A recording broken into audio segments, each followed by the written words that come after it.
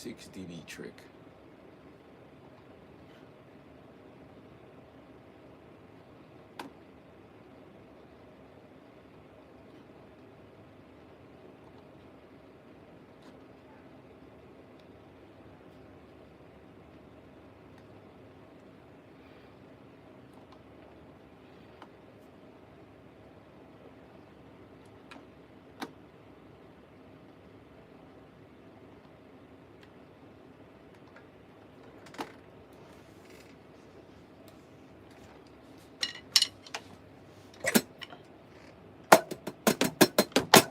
Doing all that, man? Come on, man. Come on, dog. Let's do some push-ups, man. My hands are sweating. Man, just do some push-ups, bro. You've been milking them rest periods. Come on, bro.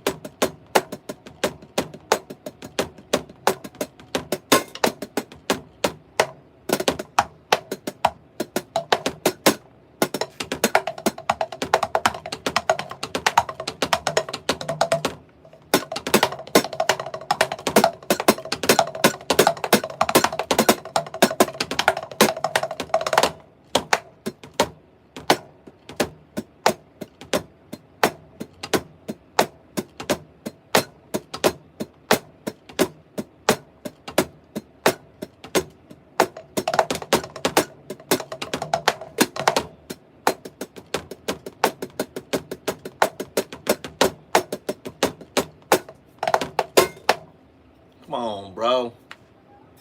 What was that? What was that? Huh? What was that? Oh, that was my bracelet. Oh.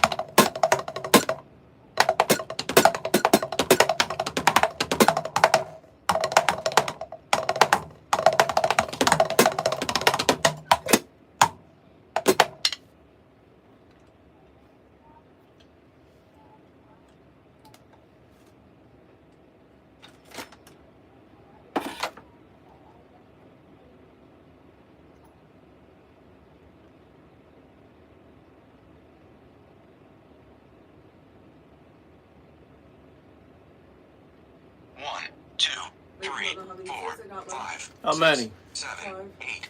1. Yeah, you taking your time, bro. 4, 5, 6, 7, 8. 1, 2, 3, 4, 5, 6, 7, 8.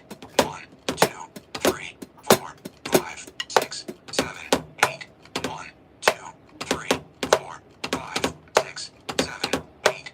1, 2, 3, 4, 5, 6, 7, 8. 1, 2, 3, 4, 5, 6, 7, 8. 1, 2, 3, 4, 5, 6, 7, 8. I tried to do them like this. No, don't do that. You're gonna kill your arms. Yeah, it didn't go well. Yeah, you kill your arms, bro. What are you listening to? Oh, I'm watching Superman and Lois. Oh, okay.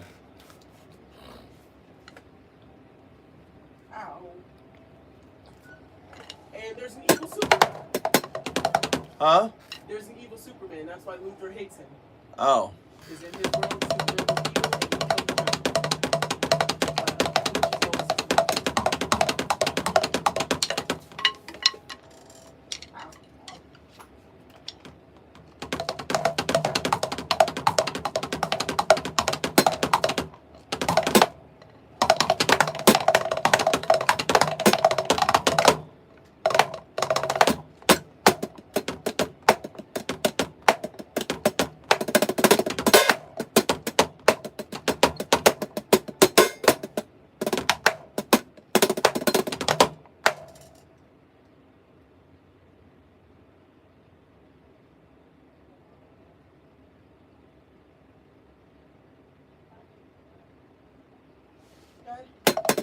I've been meaning to ask this, but What?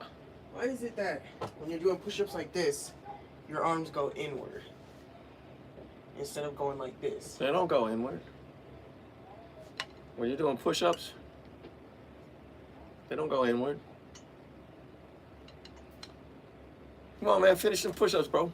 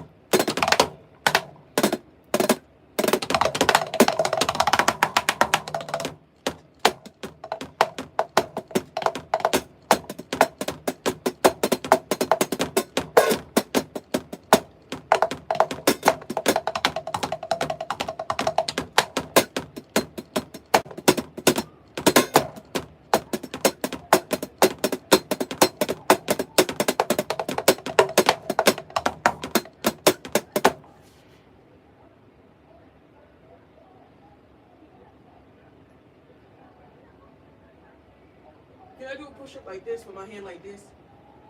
No, bro, just do push-ups, man. Just stop. Just do the push-ups, man.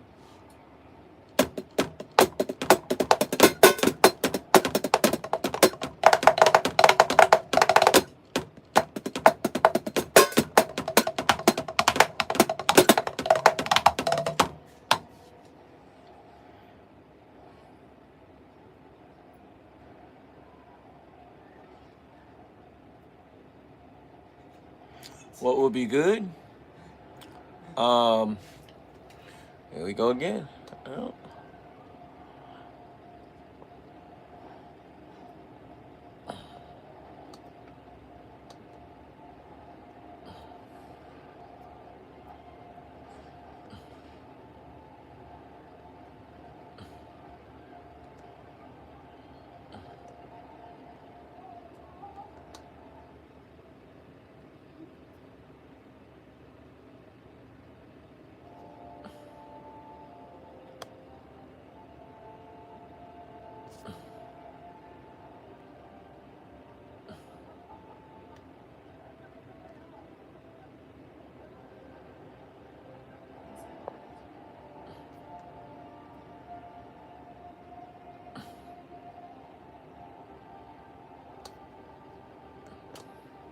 You've been playing for a year? Don't focus on speed, man. Focus on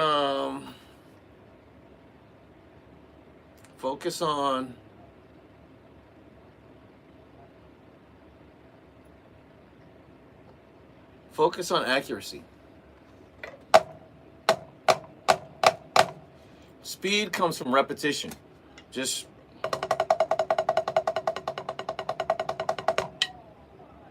1, 2, 3,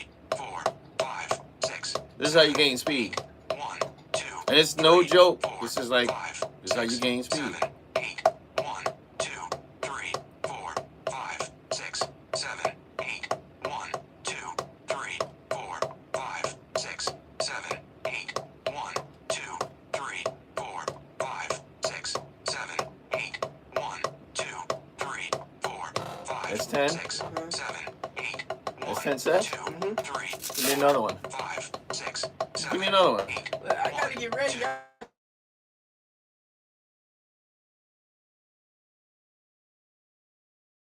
5, 6, 7, 8, 1, 2, 3. Don't do this. 5, 6. I'm just doing this to warm my hands up. 1, 2, 3, 4, 5, 6, 7, 8, 1, 2, 3, 4. Speed comes from repetition. 6, 7, 8, 1.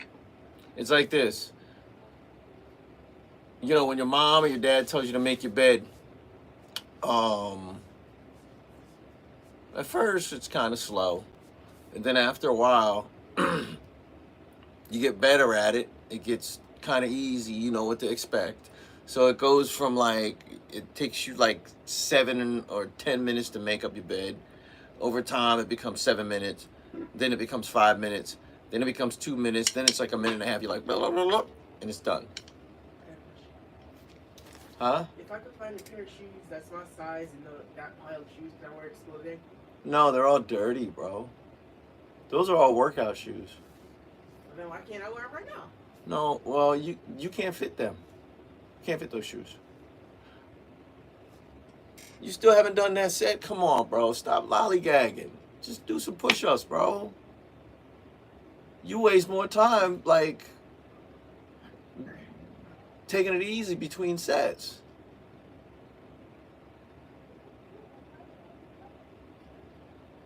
That was really 9, but go ahead. That was 10. That was 9. It was 9, bro.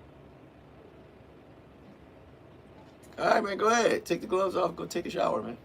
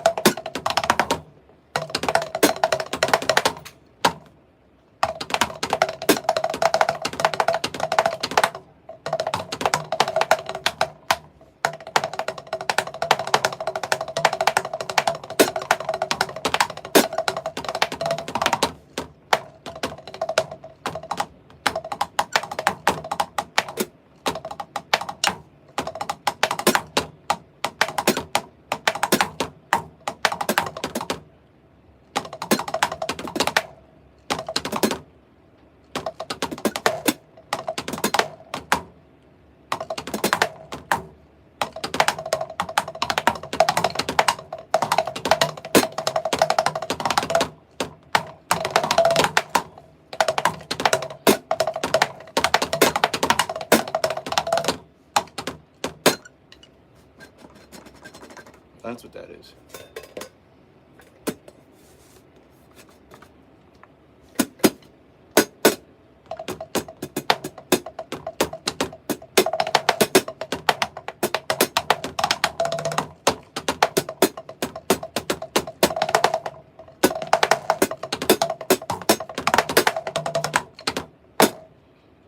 Like all of this stuff is it's just from muscle memory.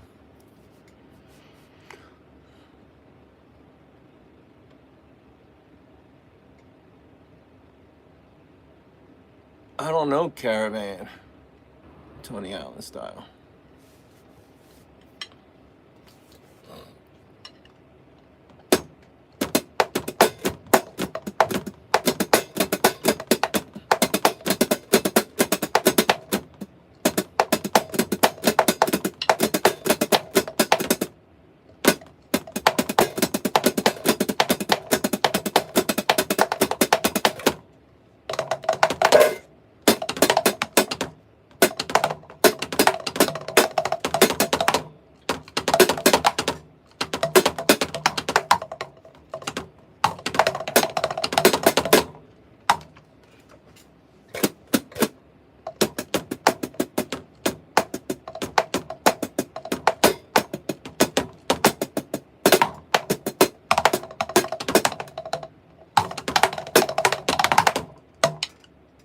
here.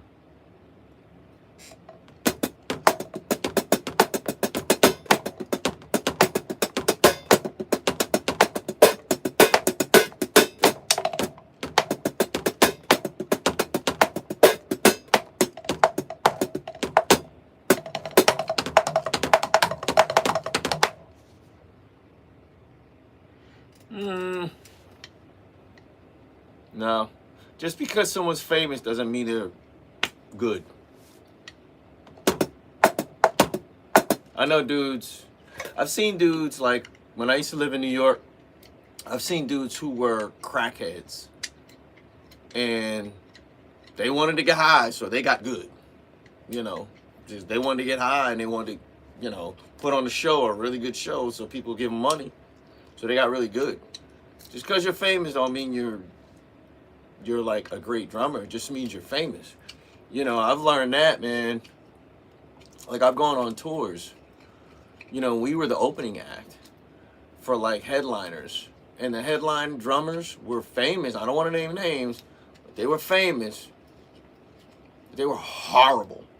You know what I mean? You see, like, oh, like, this guy is like he's just known. Like, a lot of times they're just known, you know. They're not necessarily like the best drummer in the world. They're not like, for instance, like Danny Carey. He's good. He's genuinely good. Just, you can tell by the stuff that he comes up with Tool. He's genuinely good. But, you know, if dudes are playing like basic rock and roll, you know, I mean, even guys like Lars Ulrich, there were better guys than Lars Ulrich. Lars was just famous. You know what I mean? So just because you're famous doesn't make you like one of the GOATs. You know, Bonham was one of the GOATs. Stuart Copeland is one of the GOATs. Neil Peart is one of the GOATs. Carl Palmer's one of the GOATs. Mitch Mitchell's one of the GOATs. You know what I mean? So those are GOATs, man. Even Travis Barker. Travis Barker is a pretty accomplished drummer. He plays rock and roll, but he's a really good drummer. You know, so Cold Sweat, I don't remember that. I mean, all of, like, a lot of James's beats were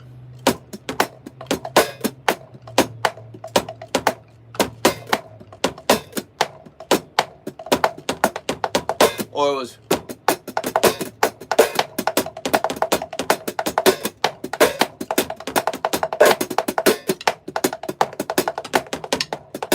you know, which is kind of, a lot of people don't really realize that the whole Amen beat,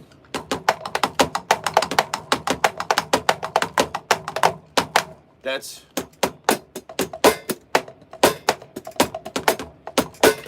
Clyde Stubblefield. It's a kind of imitation of what Clyde Stubblefield was doing with James Brown. You know.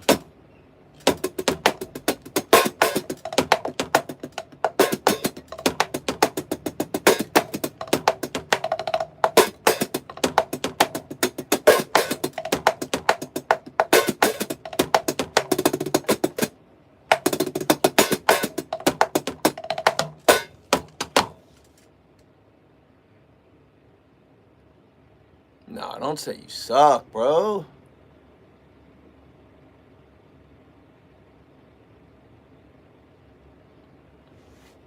I like Alice in Chains, actually. They're a good group. R.I.P. Lane. But yeah.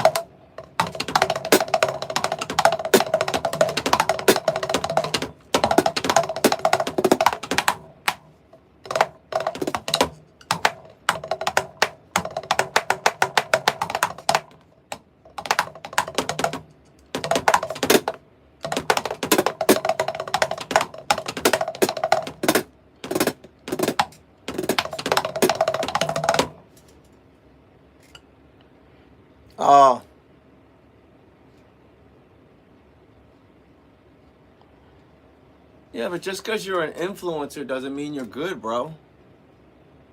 You know? Alright, have some good dreams, bro. Yeah, like Lars is not Lars is not good, bro. He's not good. There are unknown dudes who are way better. There are unknown dudes from back then when Metallica first came out who was way better than Lars. Lars was just lucky enough to be in a good band. You know what I mean? So, and I respect Mars. I mean, I respect Lars, but he wasn't good. He was just famous, man. And he was an influencer because he played in a really, really good band. You know what I mean? Like, just because you're famous and an influencer don't make you good, bro. It just makes you famous and an influencer. Like, doesn't make you good at playing drums. You know? And that's a hard truth for people to admit. But as a drummer, that's just the reality. You know what I mean? That's the reality of the situation, man. There's a lot of drummers who are famous. Doesn't mean they're good. They may be influential. It doesn't mean they're good. They're just famous and they're influential. It has nothing to do with their skill set or anything. They just happen to be in the right band, you know?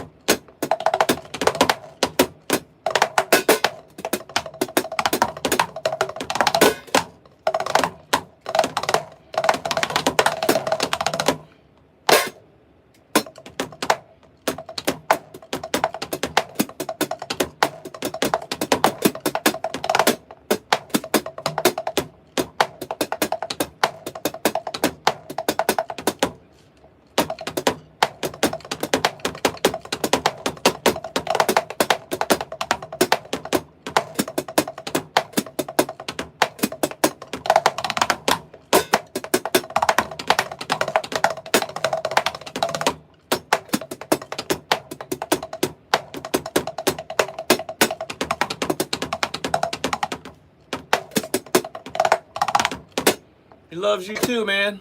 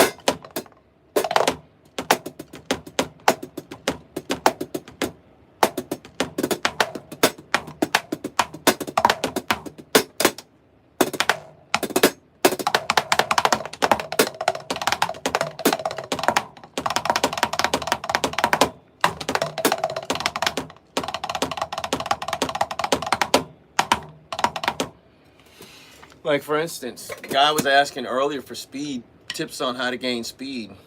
I just had to literally sit here to go to a metronome. 1, 2, 3, 4, 5, 6, 7, 8, 1, 2. And I 3, really started 4, early. 5, I mean, started 6, slower. 7, 8, 1, 2, 3, 4, 5, 6, 7, 8, 1, 2, 3, 4, 5, 6, 7, 8, 1, 2, 3. Until I just got used to it. And once I got used to it, 7, 8, add a little speed, a little more 2, speed. 3, 4, 5, You know, add a 6, little more speed. 7, 8, 1, 2, 3, 4, 5, 6, 7, 8, 1, 2, 3, 4, Portugal, 5, 6, 7, 8, 1, welcome to the live.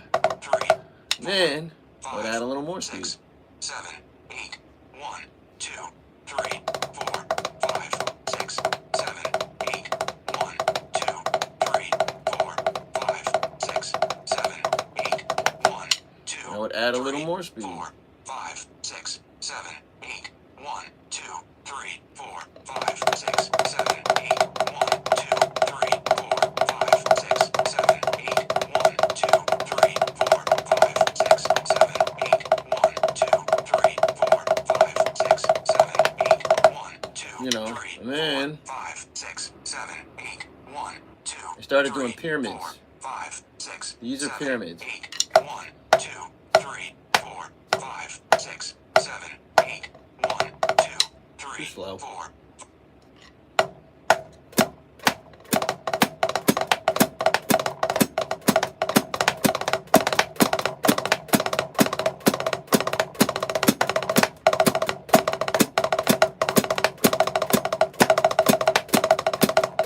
No.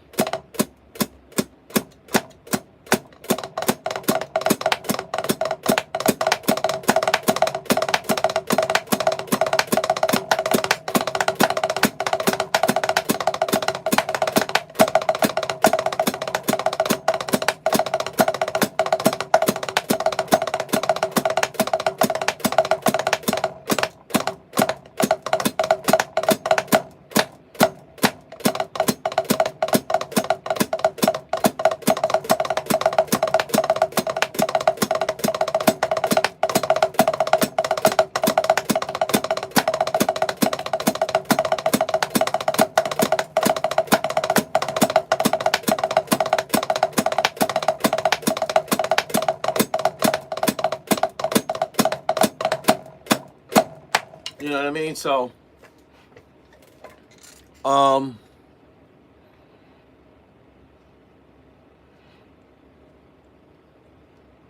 one's life is easy. No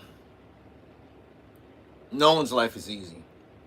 Even people who you think have easy lives, there's stuff that they go through that you wouldn't trade for all the money in the world. There's, you know, the stuff they got to put up with, the stuff that they go through that people can't take. They can't deal with, you know. So, you know, no one's life is easy. There's no such thing as an easy life, you know. Even if you got a bunch, even if you're like born into money, life, you don't know the drama that they go through, man. Everybody goes through something. You just don't, you know, no, we don't broadcast it, you know. So, or we make the assumption that, oh, your life must be easy until you sit down. Like I know guys who are millionaires, and there's things that they face that, I'll be honest, I wouldn't want to trade the money for it. Like I wouldn't want that money for, you know. And it's not something that's you know, immoral or like, you know, or like they had to like sell their body. No, it's just there's certain things that they have to deal with that I just don't. I can't. I don't have the patience to deal with. I don't have the gumption to deal with.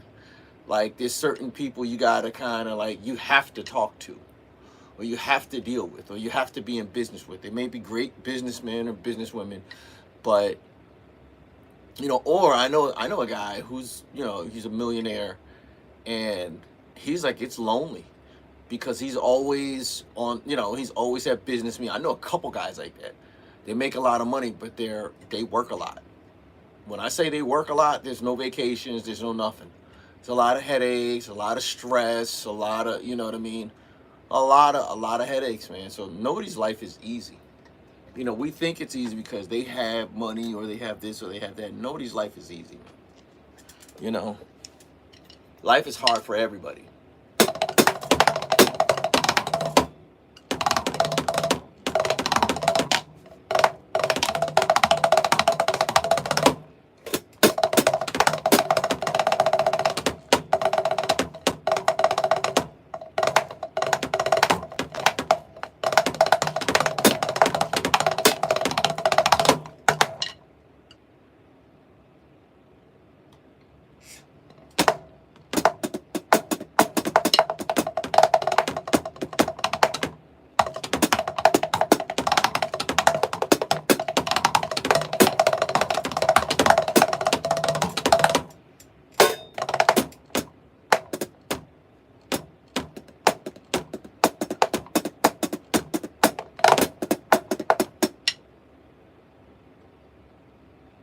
One, two, three, four, five, six, seven. 1, 2, 3, 4, 5. 1, 2, 3, 4, 5. 1, 2, 3, 4, 5. 1, 2, 3, 4, 5.